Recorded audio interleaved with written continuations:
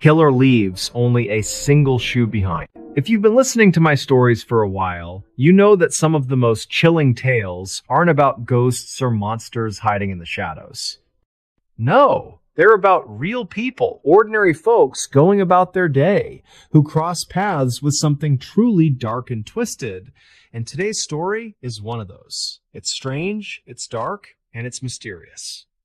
It takes place in a quiet suburb of Toronto, Canada, where a young woman named Margaret decided to go for a simple evening jog and never came back. The only clue left behind? A single shoe print pressed into the earth like a silent confession. But before we dive in, if you're listening on YouTube, do me a favor and go hit that like button. But whatever you do, don't step on it too hard, because today we're talking about a footprint that could crush an entire investigation. Let me set the scene for you. It was a warm summer evening in Scarborough, a peaceful neighborhood on the east side of Toronto. The kind of place where families walk their dogs, kids play in the parks, and people feel safe enough to jog alone as the sun starts to dip low. Margaret McWilliam was 21 years old, a bright, independent young woman who had just moved into her own basement apartment on Santa Monica Boulevard.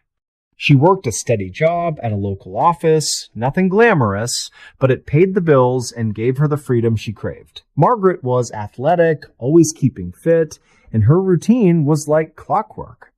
Every evening around 7 o'clock, she'd lace up her running shoes, slip on her favorite sweatshirt, grab her Walkman with its clunky headphones, and head out for a jog in Warden Woods Park.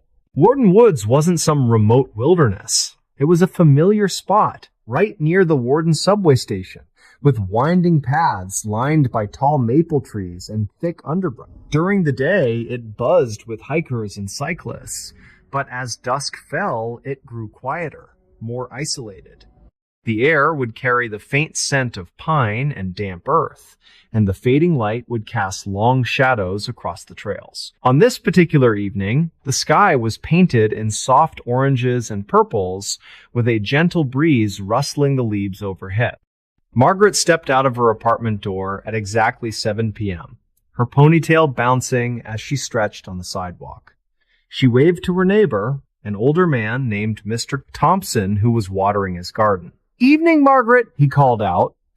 "Don't stay out too late now." She smiled back, popped in a cassette tape, probably something upbeat like pop music to keep her pace, and started her run toward the park's southwest entrance at Warden and St. Clair Avenue. As she entered the woods, the path curved gently downhill, flanked by dense foliage that muffled the distant hum of city traffic. It was serene, almost meditative. Margaret's footsteps crunched softly on the gravel, her breathing steady and rhythmic. She passed a couple walking their golden retriever, nodded hello, and kept going deeper into the trails. The park wasn't huge, but it had hidden pockets, secluded clearings, where the trees formed natural barriers, blocking out the world. Around 7:30, as the light began to fade into twilight, Margaret was likely feeling that familiar runner's high, her mind wandering to plans for the weekend or maybe dinner later. But somewhere along that path, in one of those quiet spots, everything changed.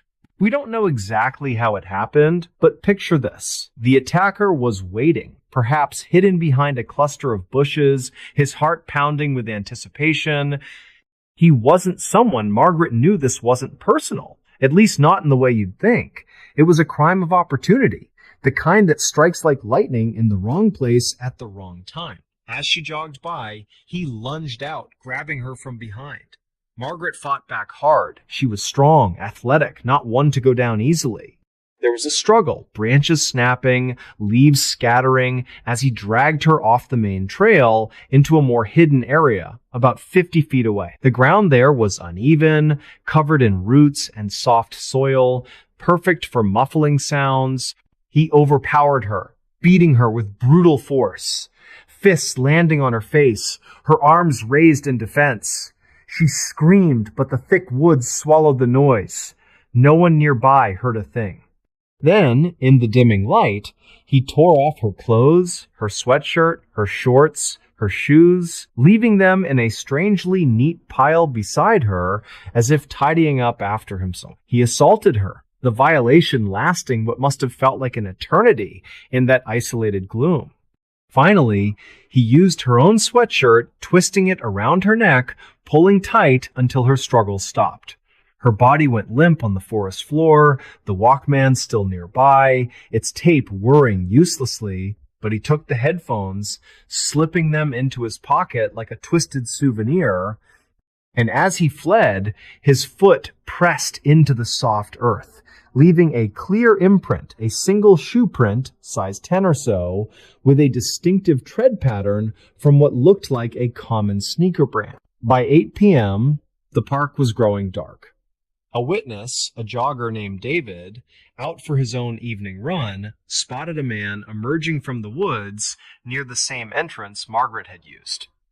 He described him later to police, light-skinned, possibly black, with a thin mustache, wearing casual clothes, moving quickly but not panicked. David thought nothing of it at the time. People came and went from the park all evening. The man vanished into the suburban streets, blending into the night. Back at Margaret's apartment, her roommate, a young woman named Anna, started to worry when 8:30 rolled around and Margaret hadn't returned. They weren't super close. Anna had only known her for a few months, but Margaret was reliable. Anna called Margaret's work friend, Jessica, who suggested waiting a bit longer. She probably just extended her run, Jessica said. But by 9 p.m., with no sign of her, Anna phoned the police. Officers arrived around 10, taking a missing person report. They noted the details. 5'6", brown hair, last seen in running gear. But missing adults weren't always treated as urgent. Sometimes people just took off. The next morning, around 8 a.m., Margaret's boss at the office called her apartment. No answer. That's when alarm bells really rang. Police organized a search party, combing Warden Woods with volunteers, dogs, and flashlights. The air was crisp, the morning sun filtering through the canopy, birds chirping as if nothing was wrong. But about 2 hours in, a searcher named Tom, a local resident who knew the trails well, stumbled upon something horrific in that secluded spot off the path. There she was, Margaret's body, partially hidden by underbrush, her clothes folded nearby like laundry. The scene was eerie in its orderliness. No signs of a frantic escape, just that neat pile and the faint outline of a struggle in the dirt. Detectives from the Toronto Police Homicide Squad arrived by noon, cordoning off the area with yellow tape that fluttered in the breeze. The lead investigator, Detective Sergeant Gary Ellis, a seasoned cop with a no-nonsense demeanor, surveyed the scene. This wasn't random chaos, he muttered to his partner. The guy took his time. They photographed everything, the body, the clothes, and crucially, that single shoe print in the soft soil beside her. It was clear, undisturbed by weather or animals, as if the killer had left it as a taunt. Forensics teams cast a plaster mold of it, hoping it would match something later. They also collected samples, fibers, hairs, and biological evidence from the assault that would prove vital years down the line. Word spread quickly through Scarborough. Neighbors gathered outside Margaret's apartment, whispering in hushed tones under the overcast sky. Mr. Thompson, the gardener, shook his head in disbelief. She was such a nice girl, always polite. Anna broke down in tears when police confirmed the news, hugging Jessica as they stood on the sidewalk. The community was shaken. Warden Woods, once a haven, now felt tainted, its shadows longer and more menacing. People avoided jogging alone, locking their doors earlier than usual. The investigation kicked into high gear. Detectives canvassed the neighborhood, knocking on doors from St. Clair to the subway station. They interviewed anyone who'd been in the park that evening. The couple with the dog, who remembered seeing Margaret but nothing suspicious. David, the jogger, who provided the description for a composite sketch. The sketch showed a man in his 20s or 30s, average build, with that mustache circulated in newspapers and on TV, pleading for tips. A reward was posted, but leads trickled in slowly. One caller claimed to see a similar man loitering near the park earlier that week, but it led nowhere. Forensic analysis revealed more horrors. Margaret had been beaten severely, bruises on her face and arms from defending herself, and strangled with enough force to leave deep marks. The assault was violent, personal in its brutality, yet the neatness of the scene suggested a killer who was calm, methodical, and that shoe print, it matched a popular sneaker style sold in countless stores across Canada. Without a suspect, it was just a clue in a vacuum. Months passed. The case grew colder as tips dried up. Detective Ellis pored over files late into the night, the fluorescent lights of the station buzzing overhead, coffee going stale in his mug. He wondered if the killer was local, someone who knew the park's hidden spots, or a drifter passing through.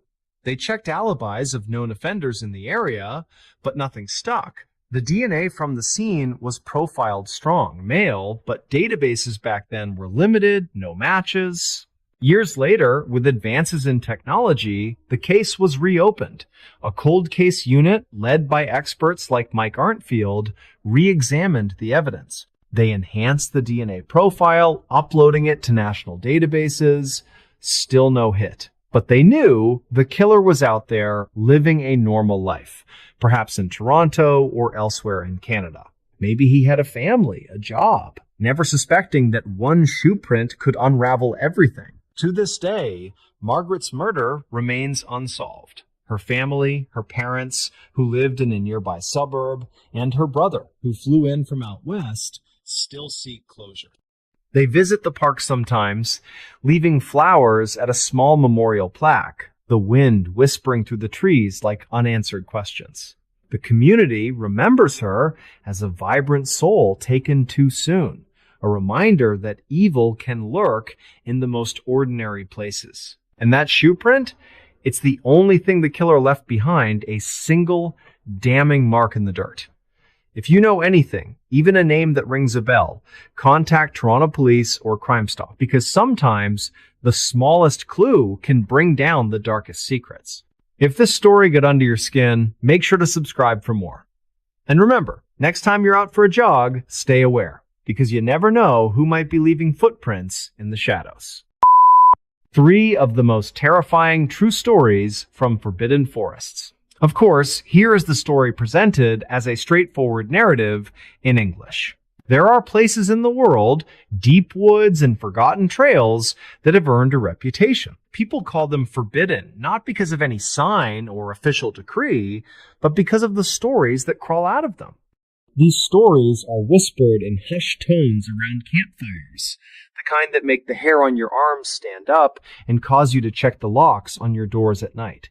These forests do not care about plans, experience, or courage. They hold secrets older than the trees themselves, and sometimes they reveal a small piece of that secret, just enough to make anyone who witnesses it wish they never had. Here are 3 true stories from 3 people who walked into these forbidden places. They walked in as one person and came out as someone else entirely, or, in one case, did not come out at all.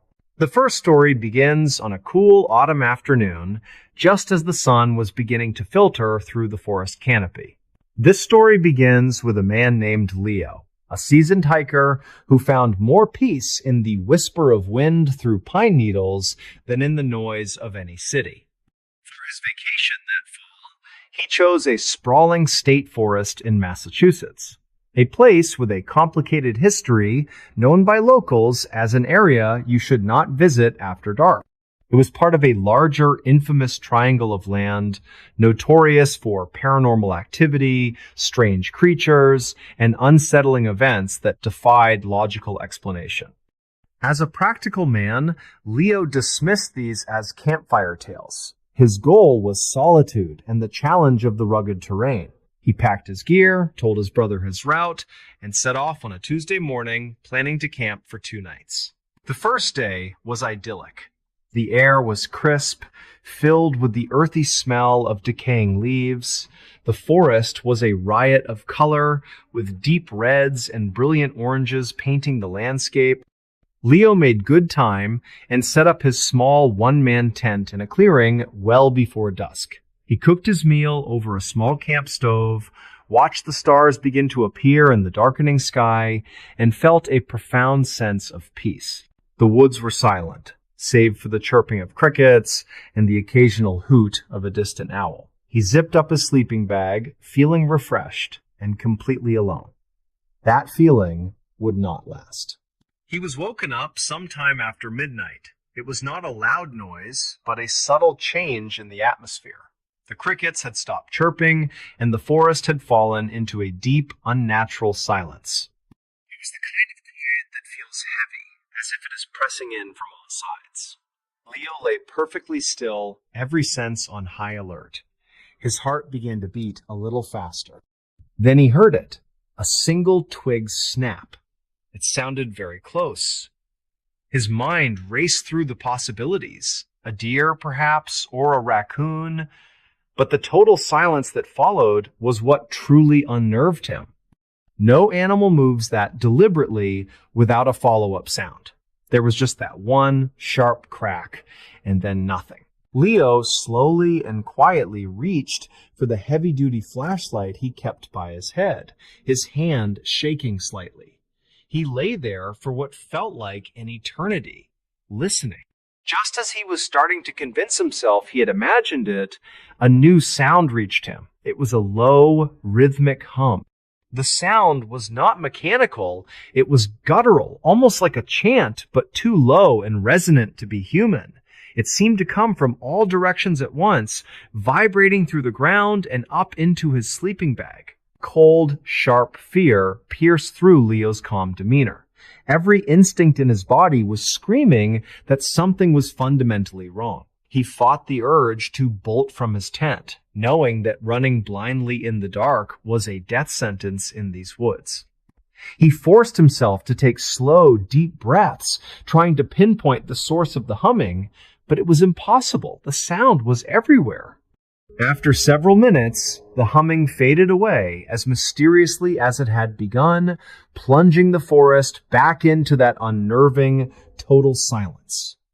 Leo did not sleep for the rest of the night. He sat with his back against his pack, flashlight in hand, staring at the thin nylon walls of his tent until the first gray light of dawn broke through the trees. As soon as it was bright enough to see, Leo packed his camp with frantic energy. The beauty of the forest was gone for him. Now, every shadow seemed to hide something. He decided to cut his trip short and hike straight back to his car. He practically ran down the trail, ignoring the burn in his lungs, his eyes darting nervously into the dense woods on either side. About 2 miles from the parking lot, he saw it. To the right of the trail, nestled in a small, secluded grove of pine trees, was a large, flat-topped granite boulder. On top of the rock, arranged in a perfect and intricate spiral, were dozens of small animal bones, bleached white against the dark gray stone. In the exact center of the spiral was a single black crow's feather, standing upright as if it had been placed there moments ago. It was clearly a deliberate arrangement, perhaps a marker or an altar. As Leo stared, a wave of nausea washed over him. He felt watched by unseen eyes from the dark spaces between the trees. He did not wait another second, turning and sprinting without stopping until he burst out of the trailhead. He threw his gear in his trunk, got in his car, and drove away. The image of the bone spiral burned into his mind. Leo never returned to that forest, and to this day cannot explain the dead silence, the deep humming, or who was watching him from the trees. Sometimes the threat in the woods is not something unseen. Sometimes it has a face, and that can be far worse.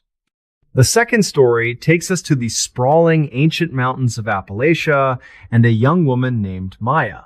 Maya was not a novice camper. She had spent most of her summers exploring the backcountry with her father. When she planned a solo 3-day trek along a remote section of a famous trail, she was confident in her abilities. She was looking forward to the quiet and the breathtaking views. The first day went exactly as planned. The trail was challenging, the scenery was spectacular, and the solitude was what she needed. She set up her camp that evening near a babbling creek, feeling tired but accomplished. Around 9 in the evening, as she was cleaning her cookpot, she heard a rough, gravelly voice say, "Evenin'." Maya jumped in surprise and spun around. Standing at the edge of her campsite, just beyond the glow of her headlamp, was a man. He was tall and gaunt, with a long, matted beard and clothes that looked filthy. His pale, almost colorless eyes were the most unsettling part. His gaze seemed to look straight through her. "Hello," Maya managed to say, her voice trembling slightly. "You startled me." The man took a slow step forward, a strange, unnerving smile on his lips. "Didn't mean to. Just saw your light. Mighty lonely out here for a young thing like you." Every alarm bell in Maya's head was ringing. "I like the quiet," she said, trying to keep her tone even. The man chuckled, a dry, rattling sound. "The quiet's got teeth out here," he said, gesturing vaguely into the darkness. "Things you don't want to meet. I keep 'em away. Been out here a long time. The mountain knows me." He stayed for another 20 minutes, standing at the edge of her light, speaking in rambling, nonsensical sentences about the secrets of the woods, voices in the wind, and people who get swallowed by the trail. He never asked Maya's name or offered his own. Finally, he nodded slowly. "Best be getting on. You sleep tight now." Then he turned and melted back into the impenetrable darkness as silently as he had arrived. Maya was terrified and knew she could not sleep. She quickly and quietly packed her essential gear, leaving the tent standing as a decoy. She slipped back onto the trail, heading in the direction she had come from, navigating without her headlamp under the faint moonlight. She hiked through the entire night, straining to hear any sound of footsteps behind her. When the sun finally rose, she felt a small measure of relief, but did not stop. She pushed on, fueled by adrenaline, until late that afternoon when she finally reached her car. She later reported the encounter to a park ranger who listened with a grim expression. The ranger told her that for years there had been scattered reports of a strange, gaunt man who would appear to lone hikers, particularly women. No one knew who he was or where he lived. Maya never hiked alone again. The final story is different. It is a story without a clear conclusion that ends with a question mark. It takes place in the Big Thicket National Preserve in Texas, a vast and wild place known for its dense, swampy terrain where it is incredibly easy to get lost. This is the story of two brothers, Mark and David. Mark, the older brother, was an avid amateur photographer, fascinated by the unique ecosystem of the Big Thicket. His younger brother, David, agreed to go with him.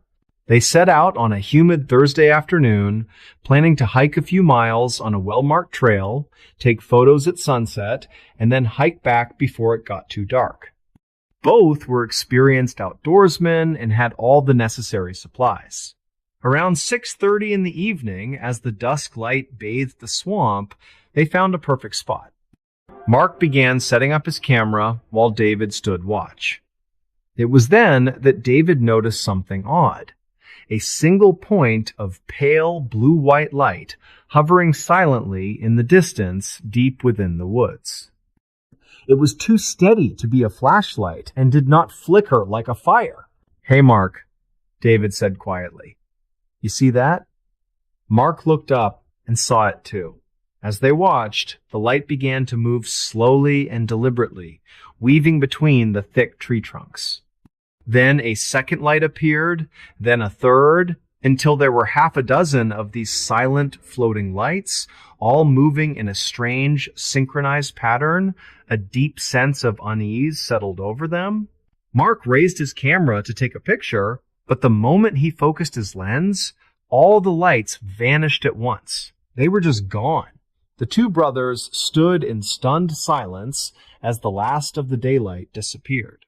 The familiar sounds of the swamp seemed to have died down.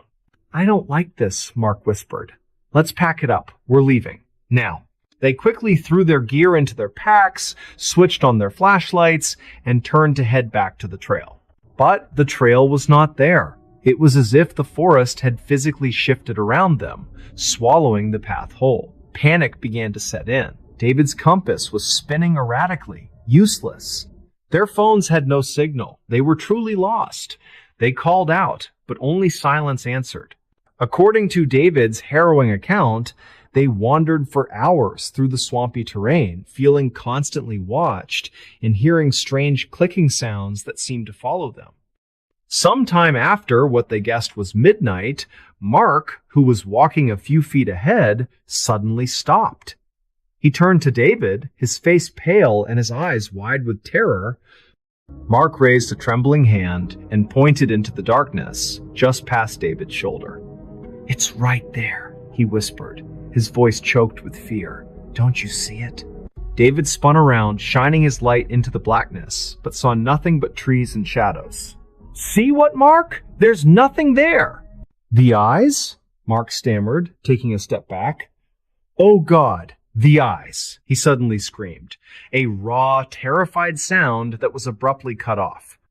In the split second that David turned his light back towards his brother, Mark was gone. He did not run into the woods. 1 second he was standing there, the next there was only empty space. David screamed his brother's name until his voice was raw, but there was no answer. David, in a state of pure terror, ran. He ran blindly through the swamp for what felt like hours.